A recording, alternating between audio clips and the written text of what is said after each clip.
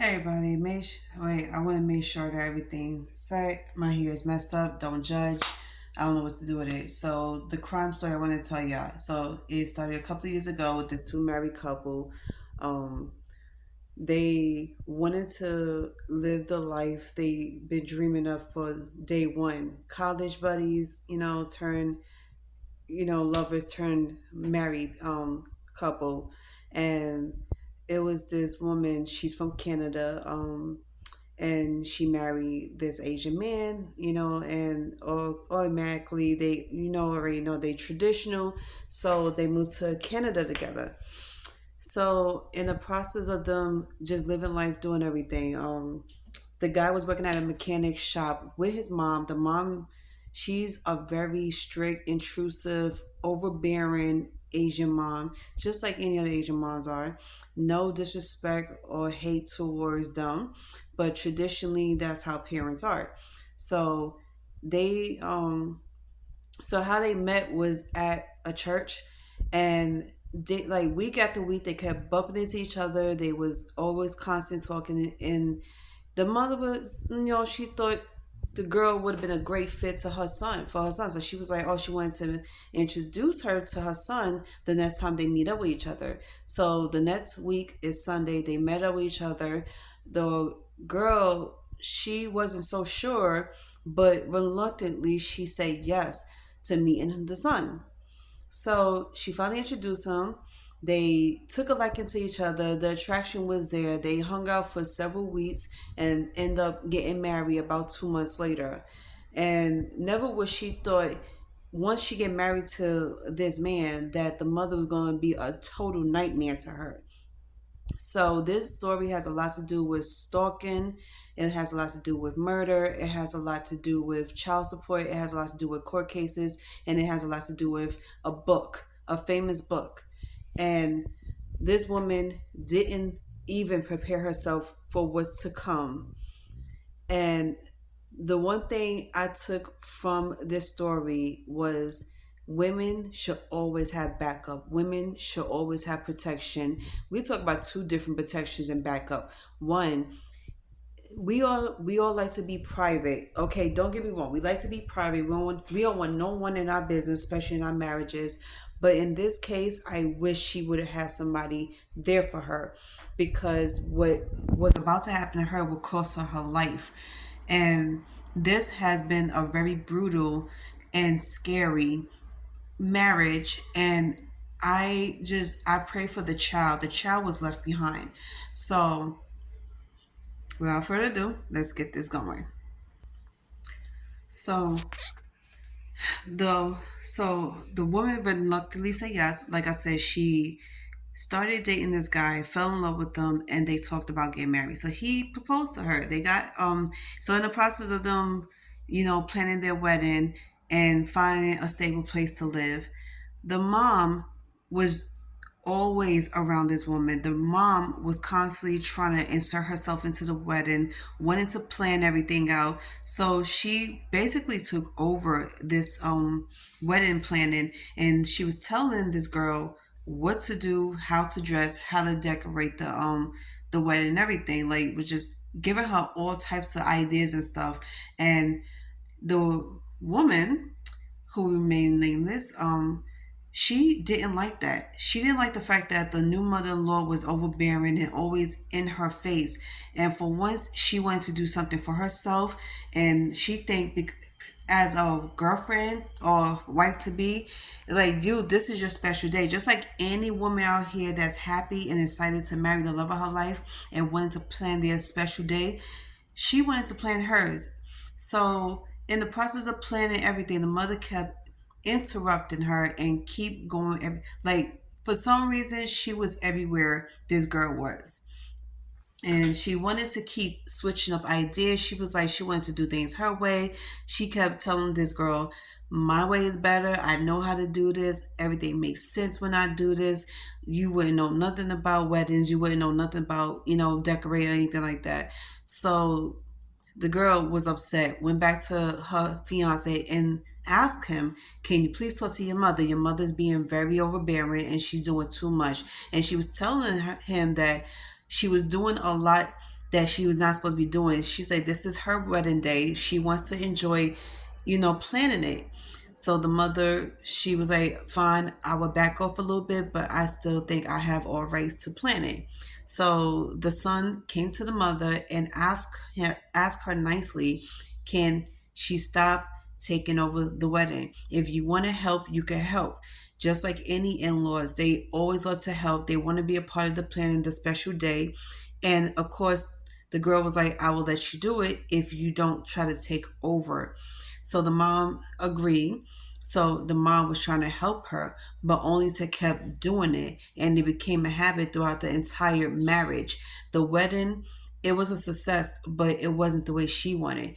And even after they got married, they finally, settled into their home together and they decided to have a baby. So she has a baby. Of course, what the mom does, she becomes very overprotective and very intrusive because one, it's her son's baby and she's a proud grandma. Two, she wanted to be a part of everything, so she wanted to do traditional things that her culture always do when it comes to kids. So in the process of, the couple trying to get their life together and they were looking for another place to live, they was also trying to get their careers together. And one day, the new mom, new bride, she was very tired, very exhausted, and she wanted just one simple vacation to herself. She wanted to have fun. She wanted to be herself again. So her and her husband planned a night out and asked for a babysitter. The husband asked his mom to babysit the kid. Although this is his mom, he never ever discussed this with his wife. And the mom came knock on the door. Here she goes. She say, I'm the new babysitter and I'm here to babysit my grandbaby. She looked at the husband and pulled him to the room and asked, why you send her over here? She don't want her to babysit. Because one, these two kept bumping heads. They haven't gotten along ever since they first met. And the relationship has changed over time because mind you, when they first met, they was good. They was getting along great. They became friends. They was always chit-chatting every day during church and after church. And she offered her services to this girl. So she was like, as a token of my gratitude and thank you for everything you've been doing for me, your services at the car shop is always free. So whenever you need your car detail, fits, whatever the case is, you get all that for free. The girl said, okay. One day she was driving on the highway, car broke down, so she went to the new mother-in-law to ask, can she fix the car? Car got fixed a couple of days later, they back on the road.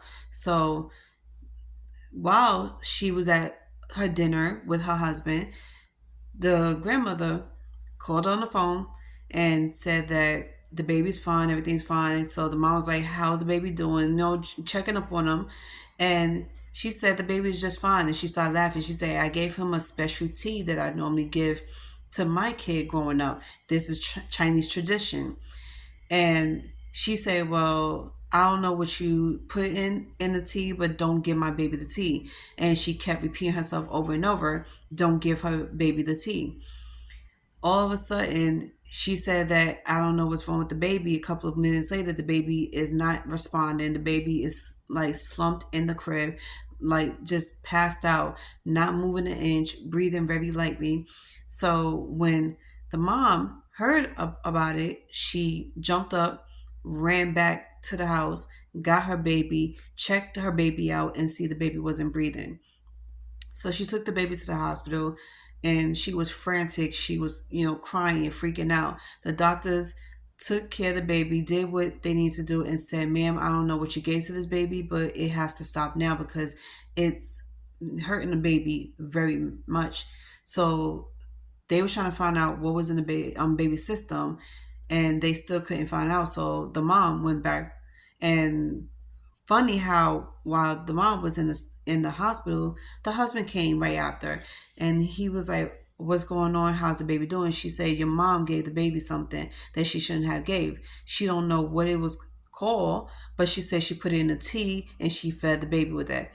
So he couldn't understand why his mom did that, and he was like, "I no, I think he knows what she's talking about." So he was telling the mom, "You're not supposed to be doing this. This is a baby. Why would you feed the baby the tea?" They got him and the wife got into a huge argument after speaking to the mom, and surprisingly, the husband took the mom's side over hers. So the wife, she was so upset, crying, yelling at him and letting him know that you need to talk to your mom. You need to stop, letting your mom take over everything. She's been intrusive from day one. So she said, either you take care of us and be there for us as your family, or be there for your mom. Which side you taking? Because at this point she was already over the mom taking over everything and disrespecting her, and she felt like she kept overstepping boundaries. She had no freedom, no privacy, and now she has no control over her household. So she pissed off the husband. The husband really got aggravated and everything. And you would think after all this that's been going on, he would confront the mom about this, because who's the common denominator of all these problems happening? The mom. So instead of him, taking up for the child and his wife, rightfully so, he took up for his mom and said that, you know what, ever since you first met me, you've been arguing with my mom, you've been at disagreement, you've been attacking her, yelling at her and everything, and this has got to stop. And all of a sudden, he just asked for a divorce. So these two, even though they are arguing and planning and everything, they were still there for the kid. So a couple of weeks later, they got a divorce, and he said that he was going to take her to court for custody of the child. He lost the case. She ended up getting custody of the child, and plus the judge granted her child support.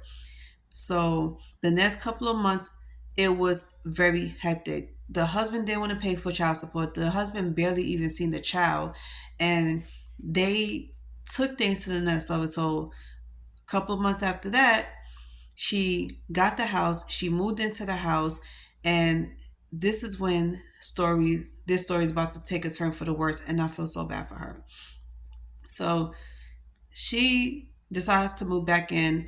Her and her best friend was, you know, watching the baby, taking care of the baby, doing what she can and everything, and having a conversation when she ends up getting a mail at the mailbox. She checked the mailbox. It was a book.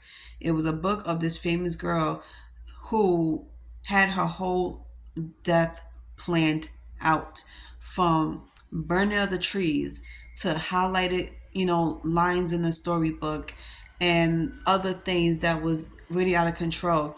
So she started to fear for her life, because she was like, what is this supposed to mean? She never even heard of this book. She didn't know who could possibly put this book in her mailbox.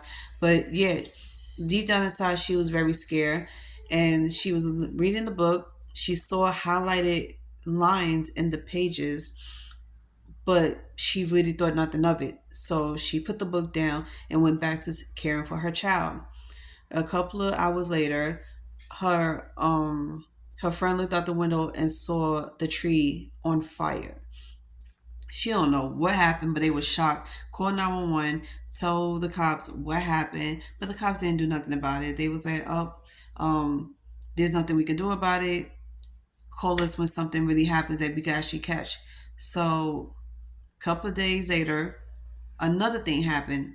So, in the process of her being in the bathroom, she pulled the curtains and saw a man, a tall man, in a ski mask, all black clothes, tall, standing there just looking at her. She's looking back at him in fear. They made eye contact for a good couple of minutes, and then he left. So she goes take a shower and get ready for her baby. So, she take care of her baby. She's feeding the baby, put the baby to bed. So about time it was time for her to go to bed, something else happens. Now she gets a knock on the door. She gets a bang on the wall. It was like they was torturing her. So she don't know who could possibly be doing this, but she's starting to fear for her life. So once again, she calls the cops. By the time the cops come, no one is there. They didn't find the person.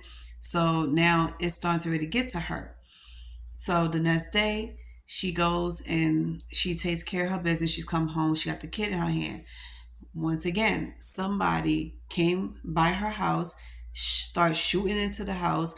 Bullet hit her in the head. She passed out. And neighbors heard it. So she was taken to the hospital, where she later passed away. And where her baby was at? You guessed it, with the father. So the cops approached the father, asked what happened, and he said he didn't know what happened. He wasn't there because they are divorced. They don't live in the same house. So he wouldn't know anything about it. So to rule him out, they had to question everybody in the neighborhood, including the family, which is only him and his mom. And everybody was questioned, and the mom was the last person to be questioned because they didn't think of really questioning her since she was just the mother-in-law and she was in her house 5 minutes away from where she lived at.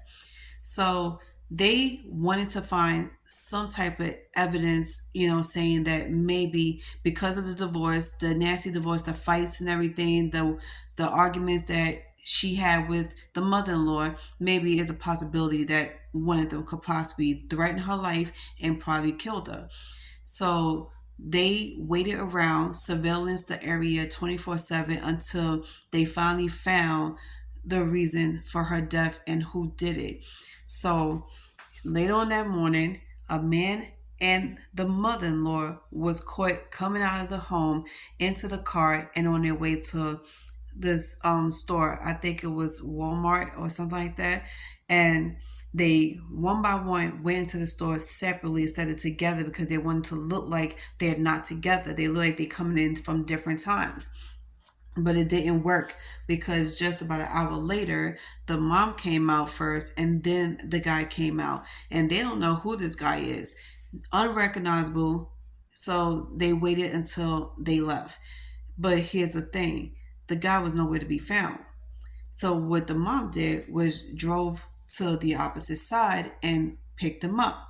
Went back to the house, and the final clue as to why this woman got killed, this poor woman got killed innocent, and who did it, it would be lying on the floor in front of the mother-in-law's house. So just when the mother-in-law and the guy went into the house, the guy dropped some money. The detectives came out, went to go pick it up, and they went to go knock on the door and question them about it. Took both of them down to the station. And the guy didn't try to deny anything. He admitted what happened and got paid for it, and they arrested the mom. A couple of days later, the mom was indicted for the charges that no one ever think it would happen, which is murder. She murdered this woman is because she lost the case. Her and her son lost the child support case and lost the case of the home because the house that they was living in, the brand new house that was 5 minutes away from the mom, she bought it, but she bought it as a gift to them. And everybody knew what it was really about. She wanted to be intrusive. She wanted to be sneaky. She wanted to have full control of the couple in the house. So this was the only way that could happen. So the ex-husband was cleared of all wrongdoings because he really did not know. And at the time, he was at a skating rink. So it was crazy. He was out doing him, not even knowing what's going on with his ex-wife and not even knowing that the child and the ex-wife was in danger because of his mom. So he was cleared. The man and the mother-in-law was charged. She was charged and sentenced life without parole. And the hitman, which was the friend of the family, he got hit with 25 to life. So my take on this story was, I don't understand why with a mom, and I truly respect people and their traditions, no matter what culture you're from, what country you're from. It's all about respect. It's all about understanding and boundaries. And lately, from what I've been seeing physically, is a lot of people out here tend to not care when it comes to the daughter-in-laws. Some people will get along with their daughter-in-laws just fine, some people don't. Just because the daughter-in-law is not traditional, not religious, not spiritual of any kind, doesn't mean she doesn't deserve all rights to privacy, all rights to have give respect from the family. And then two, she is a bonus daughter. If you think about it, you should be happy that your bonus daughter is everything you dreamed of. And another sad part about this whole thing is y'all was so cool and y'all was friends in the beginning of all this. You was the one that wanted to have your son be with this woman because you thought this woman was amazing.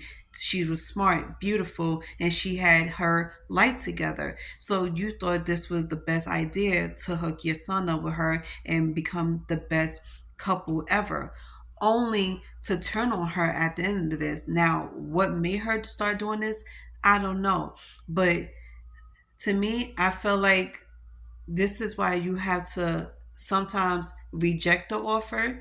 Don't mix anything, especially don't mix business with pleasure. But if you're friends with somebody, and this is my personal, intake on this, y'all don't have to agree, but sometimes it's not always good to accept, the invitation of being hooked up with your best friend's son. And because of the fact that when people hook somebody up, they think they are entitled. They are entitled to whatever happens to both of y'all. And it's worse if this is your relative. It's worse if this is your child. They think they got all rights. And this is the most cringing part of this whole story because she wanted every single bit of this relationship. She wanted to be a part of the relationship. She wanted to be a part of the house, even right down to her breaking and entering this girl's house and rearranging the furniture, taking her clothes out of the closet, putting new clothes in, and then talking about how she was dressing is not what a typical wife would go for. And then she thought this will impress her son. And her son mind, he's thinking she's doing them some good. She's helping them out. She's just trying to be of help. But in my eyes, and I'm sure in a lot of people's eyes, that's not helping. You are being very disrespectful and intrusive, and no one has asked you to come in to rearrange nothing. If this was me, I would have done the same thing that the girl did, which is confront the mom and ask her to respect boundaries and not cross boundaries by coming into my home. And technically, it is breaking and entering because one, no one knew that you even, first of all, you took the keys off the mat and you make copies of those keys. Two, no one asked you to come in while people is out working, minding their business, enjoying their day. You're going into somebody's house and you're rearranging furniture. You're taking her clothes out and replacing it with the clothes you would typically wear or traditional Chinese women wear. And I thought that was so wrong on so many levels.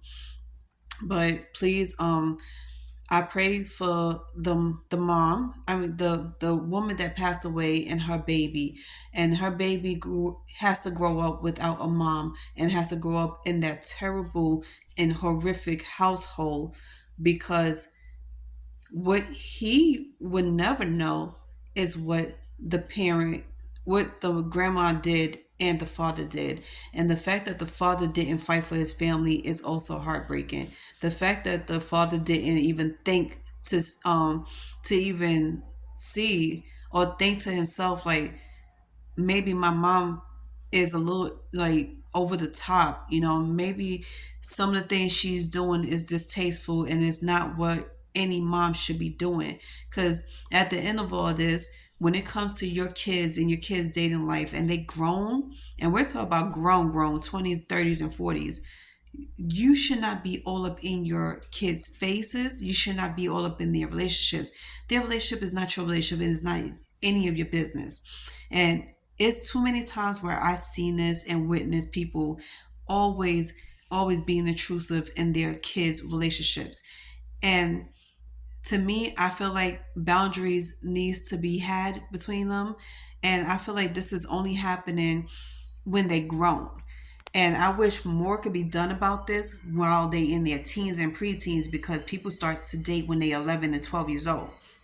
And then once people start to understand who they are and understand their body and how it's functioning, then they start to feel themselves and they be like, okay, maybe I could do this and get away with that. And maybe I could get attention by doing this and wearing that.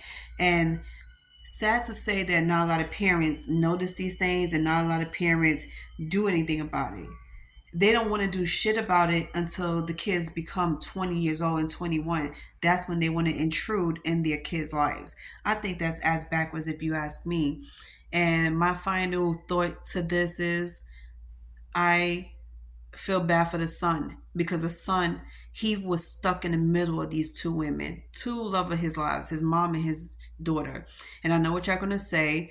Yes, in all actuality, sons should always obey their mom, and especially if you are traditional Chinese mom of, you know.